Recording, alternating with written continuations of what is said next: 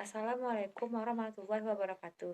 Saya Zakira Sabila dengan NIM 2004-61009 dari Prodi Pendidikan Sejarah ingin menjawab pertanyaan dari ujian akhir semester dengan mata kuliah Sejarah Indonesia Kuno. Soalan pertama, kenapa runtuhnya Kerajaan Mataram kuno menjadi sebab lahirnya Kerajaan Medan Kamula atau Dinasti Isyana? Hal ini dikarenakan adanya serangan dari luar terhadap Kerajaan Mataram kuno dan terjadinya bencana alam gunung meletus yang menyebabkan hancurnya pusat pemerintahan Kerajaan Mataram kuno. Lalu Empu Sindok memindahkan pusat pemerintahan Kerajaan Mataram kuno ke daerah Jawa Timur dan mengganti nama Kerajaan Mataram kuno menjadi Kerajaan Medan Kamula atau Dinasti Isyana untuk menghindari terjadinya serangan dari luar. Setelah mengalami kehancuran, dinasti Isyana bangkit lagi pada masa pemerintahan Airlangga pada tahun 1009 Masehi. Analisis apa saja yang dilakukan oleh Airlangga yang tidak hanya mampu menyelamatkan kerajaan, tapi mampu membawa kerajaan pada puncak kejayaan. Yaitu Airlangga berhasil mengembalikan kewibawaan Kerajaan Medan Kamulan dan berhasil menaklukkan raja-raja sebelumnya menjadi vasal pada masa pemerintahan Dharmawangsa Teguh. Airlangga juga berhasil memindahkan pusat kerajaan dari Medan Gamulan ke Kahuripan. Untuk memperbaiki kesejahteraan rakyatnya, Airlangga melakukan beberapa tindakan-tindakan sebagai berikut.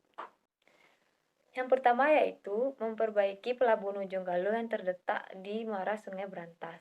Lalu, membangun Waduk Waringin Sapta untuk mencegah banjir, serta membangun jalan yang menghubungkan daerah pesisir dengan pusat kerajaan. Kerajaan Medan Kamulan mencapai puncak kejayaan dan kemakmuran pada masa pemerintah Raja Airlangga. Setelah mengalami kesejahteraan, Airlangga memasuki masa kependetaan. Yang ketiga yaitu analisislah hubungan hancurnya Kerajaan Kediri di bawah pemerintahan Kertajaya dengan berdirinya Kerajaan Singosari pada tahun 1222 Masehi di bawah pemerintahan Ken Arok.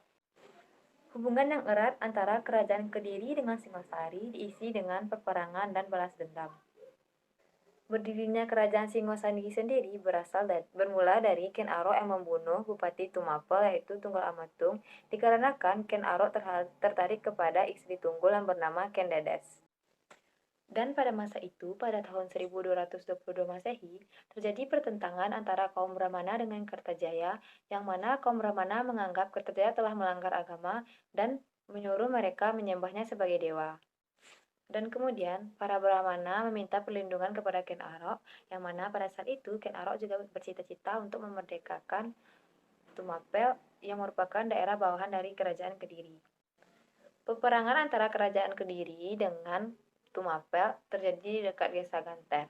Pada peperangan ini, Ken Arok berhasil mengalahkan Kertajaya, yang mana pada masa itu menandai dengan berakhirnya masa kejayaan Kerajaan Kediri.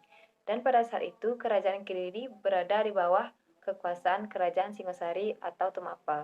Soalan keempat adalah kenapa suksesi atau pergantian raja pada Kerajaan Singosari selalu diwarnai dengan pertumpahan darah. Menurut kitab Pararaton dijelaskan bahwa suksesi atau pertumpahan darah yang terjadi setiap pergantian raja di Kerajaan Singosari disebabkan oleh dendam berlarut-larut dari generasi ke generasi.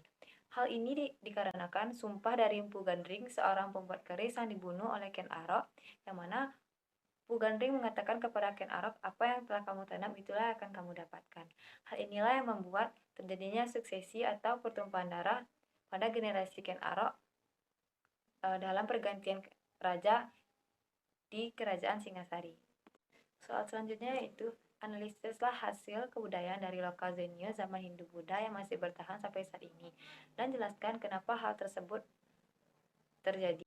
Peninggalan lokal Zenio zaman Hindu-Buddha yang masih ada pada saat sekarang yaitu relief pada Candi Prambanan, yang mana relief pada Candi Prambanan tersebut menggambarkan bahwa masyarakat Jawa dapat menerima kebudayaan Hindu dengan baik, yang mana masyarakat Jawa dapat menuangkan cerita dalam bentuk relief yang menunjukkan kreativitas masyarakat Jawa pada masa itu. Baiklah, sekian jawaban dari saya. Apabila ada kesalahan, mohon dimaafkan. Assalamualaikum warahmatullahi wabarakatuh.